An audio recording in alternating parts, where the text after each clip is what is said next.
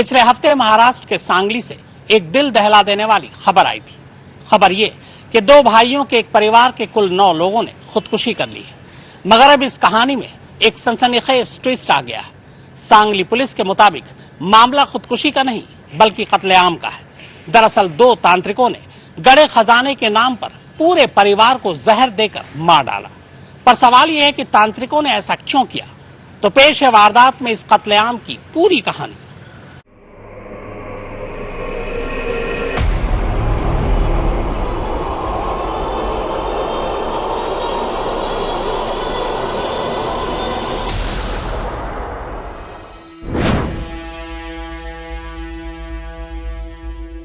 महाराष्ट्र की राजधानी मुंबई से करीब 375 किलोमीटर दूर बसा टाउन सांगली,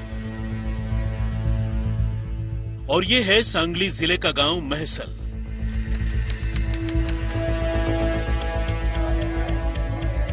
सोमवार यानी 20 जून को इसी महसल गांव से एक दहलाने वाली खबर सामने आती है। गांव में एक ही परिवार के 9 लोग रहस्यमयी तरीके से मरे हुए पाए जाते हैं। मरने वालों में 54 साल के टीचर पोपट वानमोरे और 49 साल के उनके भाई और वेटनरी डॉक्टर माणिक वानमोरे, उनकी पत्नियां, उनके बच्चे और 74 साल की उनकी बुजुर्ग मां शामिल है।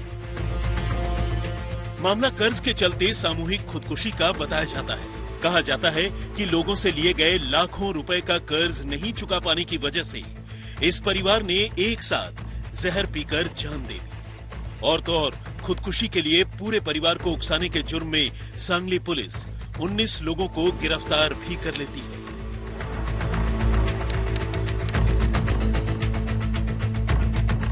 मगर एक हफ्ता गुजरते गुजरते पूरा का पूरा केस पलट जाता है। जो पुलिस हफ्ते भर पहले तक इसे एक मास सुसाइड यानी सामूहिक खुदकुशी का मामला बता रही थी, वही पुलिस अब सामने आकर कहती है कि ये मामला सामूहिक खुदकुशी का नहीं बल्कि मास मर्डर यानी सामूहिक कत्ल का है। और कत्ल के पीछे कर्ज नहीं बल्कि गुप्त धन यानी खुफिया खजाने की एक ऐसी रहस्यमयी कहानी छुपी है जिसकी सारी परतें खुलनी अभी बाकी है। पुलिस इसे सिर्फ कत्ल का मामला ही नहीं बताती बल्कि 9 लोगों के कत्ल के जुर्म में एक तांत्रिक और उसके चेले को गिरफ्तार भी कर लेती है, जिसने इस परिवार को गुप्त धन का सपना दिखाया था। इन 9 लोगों को कुछ विषैली पॉइजनस चीज दी है और इनका खून किया है। उस इंफॉर्मेशन के बेसिस पे कुछ एविडेंसेस कलेक्ट किए गए और इस केस में सेक्शन 302 ये कलम वाड़ की गई है। इसमें कुछ हाँ, ये इसमें प्राइमा फेसी ऐसा लगता है कि गुप्त धन से रिलेटेड ये हत्या हुई है, ऐसा प्राइमा फेसी पता चला है। उस पर और इन्वेस्टिगेशन चल रहा है। लेकिन आखिर क्या है ये गुप्त धन, कहां गड़ा है? एक तांत्रिक ने आखिर कैसे एक पढ़े लिखे परिवार को गुप्त धन का सपना दिखाया? धन न सही, लेकिन तांत्रिक ने पूरे के पूरे परिवार का कत्ल क्यों कर दिया? एक साथ इतने लोगों की हत्या इतनी खामोशी से कैसे की गई? किसी को कानों कान इतनी बड़ी वारदात का पता कैसे नहीं चला?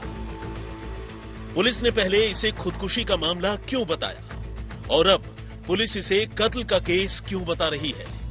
तो इन तमाम सवालों के जवाब जानने के लिए इस पूरी वारदात को सिलसिलेवार तरीके से समझना जरूरी है।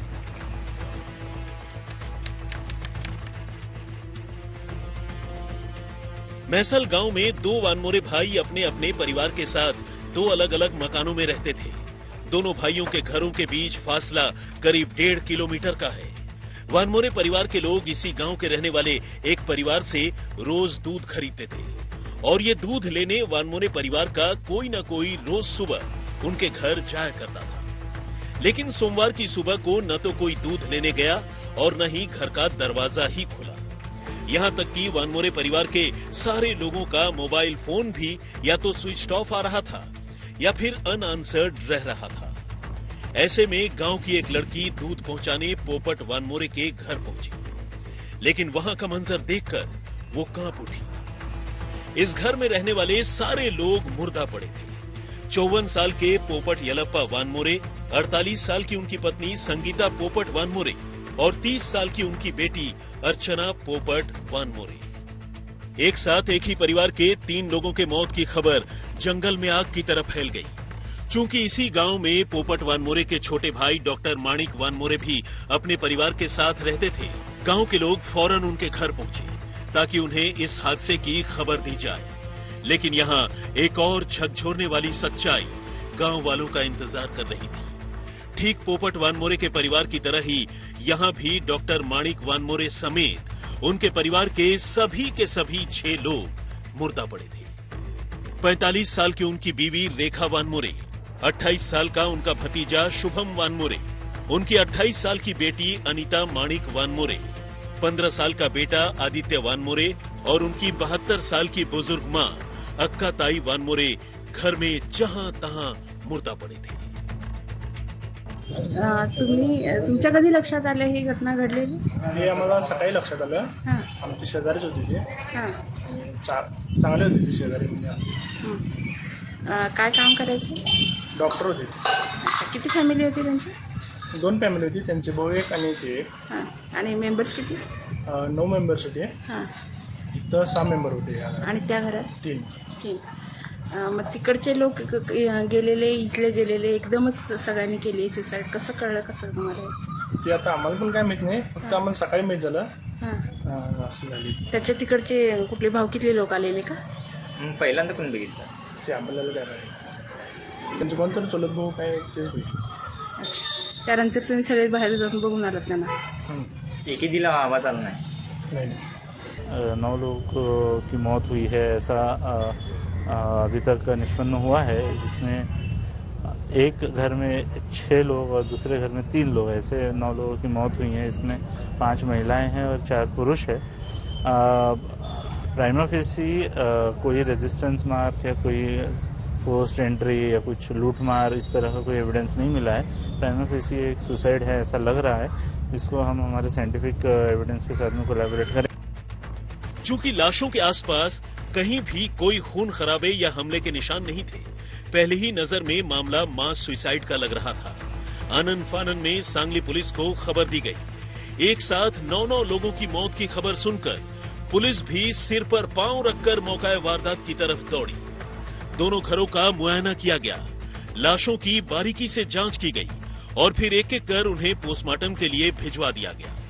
गांव वालों की तरह ही पहली नजर में पुलिस भी इसे सामूहिक खुदकुशी का मामला मानकर चल रही थी, क्योंकि उसे मौका वारदात का मुआयना करते हुए 2 ऐसी चीजें मिली थी जो कुछ इसी तरफ इशारा करती थी। इनमें एक था सुसाइड नोट और दूसरी थी एक जहर की शीशी।